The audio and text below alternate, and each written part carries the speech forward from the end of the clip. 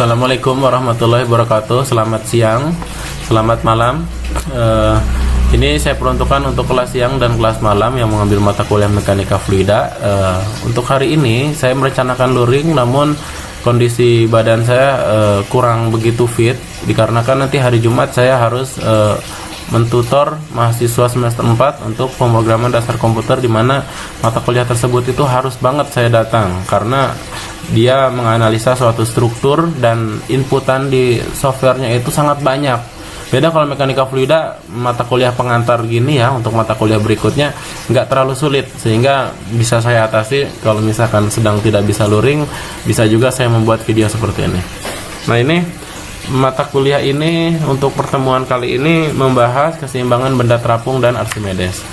Ini menjawab kok bisa kapal segini berat terbuat dari baja mengapung di dalam air, mengapung di atas air. Padahal kalau kita masuk ke dalam air pun kita bisa aja tenggelam. Bahkan koin yang ringan pun, yang nggak gede-gede banget, bahkan cenderung koin itu ya ringan, tapi bisa tenggelam sampai ke dasar air.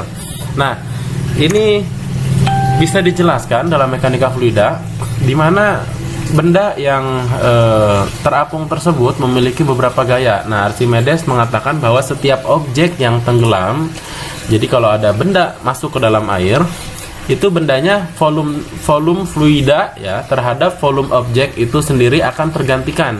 Jadi air yang tadinya rata kemudian kemasukan benda, maka volume dari air yang hilang itu digantikan oleh volume bendanya. Nah, kemudian benda tersebut terjadi gaya apung atau buoyant force dan gaya berat sendiri dari kapal tersebut. Nah, untuk buoyant force atau gaya apung itu mengakibatkan bendanya terapung atau tahanannya. Kemudian benda berat kapal ditahan oleh gaya apung agar tidak tenggelam. Kemudian kita harus mengetahui parameter-parameter yang bekerja pada benda dan fluidanya. Ini lanjutan dari pernyataan tadi bahwa Archimedes mengatakan benda yang terapung atau terendam dalam zat cair mengalami gaya apung yang besarnya sama dengan berat zat cair yang dipindahkan benda tersebut. Jadi kalau bendanya terapung, jadi kita tidak membahas benda yang tenggelam. Dalam fluida kita hanya membahas benda yang terapung. Jadi kalau sebelumnya menyatakan bahwa yang volume benda menggantikan volume fluida, maka ini adalah berat dari benda itu sama dengan berat fluida pada volume tersebut. Nah, ini pada gambar sebelah kiri. Pada gambar sebelah kiri itu pernyataan dari hukum Pascal bahwa benda yang tenggelam itu akan menerima tekanan dari segala arah. Kemudian gambar yang tengah, di situ ada benda yang mengapung. Dia memiliki dua arah gaya vertikal dan horizontal, di mana vertikal ini terjadi gaya berat sendiri dan upliftnya, gaya tekan ke atasnya.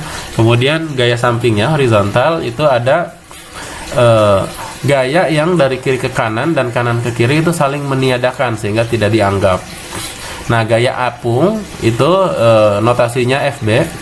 FB ini parameternya adalah berat jenis air, gamanya air tetap, kemudian dan volumenya. Volumenya ini tergantung dari bendanya.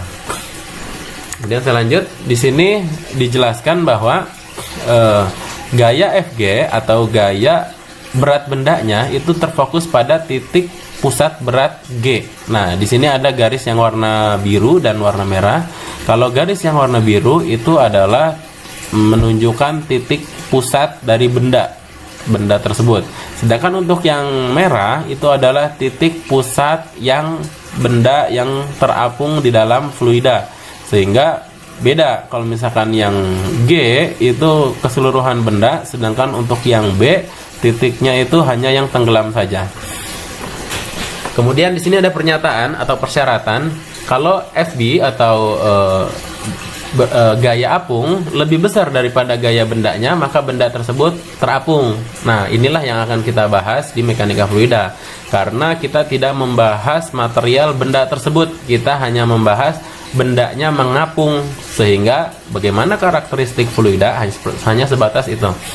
Nah, ini ada rumus untuk menghitung gaya apung yang bekerja pada fluida terhadap benda, itu yaitu gamma air tetap, dan volumenya. Volume jika dirincikan berarti panjang bendanya, kemudian lebar benda, dan draft adalah kedalaman benda dari permukaan air yang tenggelam.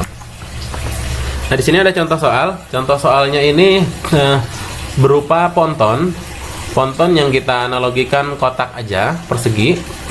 Di sini pontonnya panjang 12 dengan lebar 6 meter, kemudian memiliki tinggi total H-nya itu 3 meter, dan draftnya yang tenggelam dalam air adalah 1,5 meter, setengah dari tingginya. Ini gambarnya tidak skalatis ya. Kemudian terjadi gaya apung dan gaya berat dari si pontonnya, sehingga ditanyakan hitunglah berat balok ponton. Jadi ponton ini beratnya berapa sih? Kemudian draftnya yang 1,5 ini, kalau misalkan airnya beda, rho-nya bukan satu lagi, bukan air tawar menjadi air laut, itu jadi berapa draftnya? Apakah tetap 1,5? Kemudian yang terakhir, beban yang dapat didukung oleh ponton di air tawar apabila draft maksimum diizinkan adalah 2 meter. Nah, ini kan draftnya terhitung 1 meter. Kalau misalkan draft maksimumnya tembus ke 2 meter, berapa benda yang bisa ditahan oleh ponton tersebut? Nah, ini kita paparkan. Pertama, untuk mencari berat ponton atau force G ya, berat sendirinya, itu untuk keadaan terapung, untuk keadaan terapung, berat ponton itu sama dengan berat air yang dipindahkan. Jadi yang pernyataan Archimedes tadi, bahwa berat air yang hilang itu sama dengan berat benda yang menggantikan fluida tersebut. Sehingga dengan rumus volume sama dengan panjang dikali lebarnya dikali kedalamannya, didapat FB atau gaya apung, rho air dikali gravitasi dikali volumenya. Nah, ini tinggal dimasukkan, rho-nya tetap, gravitasinya tetap, dan volumenya berdasarkan soal. Didapat FB atau gaya apungnya adalah senilai 1.000.000 Newton, atau kalau di kilonewton kan jadi 1000 kilonewton. Nah, kilonewton ini kuintal. Jadi kalau misalkan diketonkan berarti geser 1 komanya jadi sekitar 100 tonan. Kalau FG sama dengan FB, sehingga gaya apung itu menahan 1000 kilonewton atau 1000 kuintal. Begitu juga dengan berat dari si bendanya. Berat si bendanya ya 1000 kuintal juga. Jadi sudah didapat untuk berat pontonnya sekitar 1000 kilonewton atau 1000 kuintal. Nah, untuk yang B, draft ponton apabila di air laut, apakah dia tetap 1,5?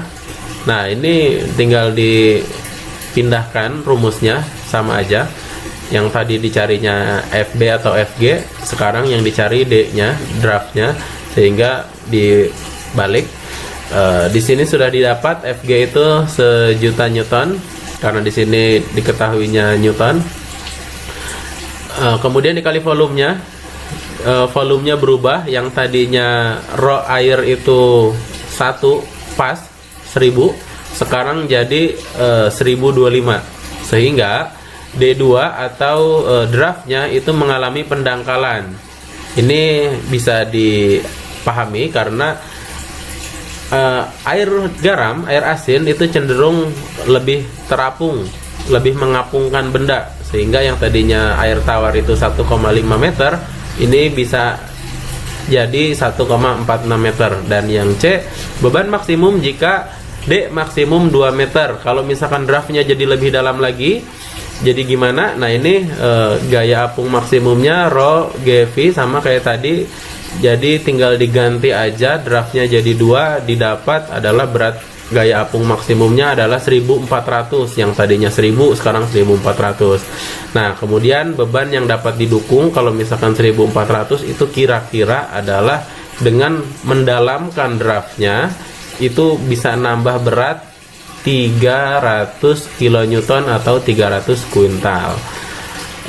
Untuk slide berikutnya saya lanjutkan di video yang kedua.